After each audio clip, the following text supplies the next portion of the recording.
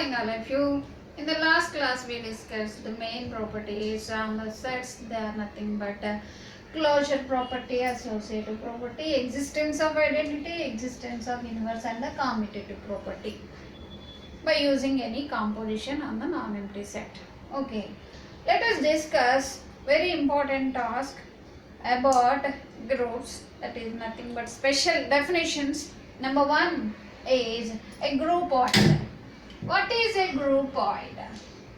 Which non-empty set is assigned to groupoid? Every time we have to consider a non-empty set G. If this set holding first property, that is closure property, in order to be read it, and they can jumble check and first closure, next associativity, existence of identity, letter inverse, and then commutative property in order to verify the properties. If the set, all the elements in the set holds the closure property, then the set is called groupoid. The example is again you may consider n comma dot. What is n? Set of naturals. If you consider any two elements to verify a closure property, any two elements A as 5 and B as 7, A dot B which is equal to 5 dot 7 which is equal to 35. Is it 35 countable number? Yes, evidently this is the natural number, so it belongs to the set n. That's why we are calling that n comma dot is a groupoid. Some more examples you may give, like z comma plus q comma dot, like that. A set, a non-empty set holding the first property is called groupoid. Next, second one, what is a semigroup? A non-empty set with the two properties, closure property and associative property, is called a semigroup. If you consider composition is star, you want to say that G comma star is a semigroup if this satisfies, the set satisfies two properties, closure property, associative property, under this composition, then we say that it is a semigroup. Give a special example of this semigroup. N comma dot again. N comma dot is a semigroup because here already we discussed in the n comma dot closure property holds. Similarly, we can verify in n comma dot a dot b dot c value is equal to a dot b dot c for every three elements in the set. So we can say that n comma dot is a semigroup. What is a semigroup? A non-empty set is satisfying two properties, closure property, associative property, is called a semigroup. Next, coming to the third one, monoid. Which set is saying to monoid?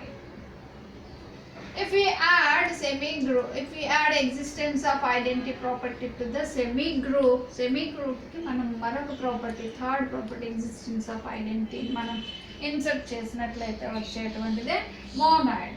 For example, you may consider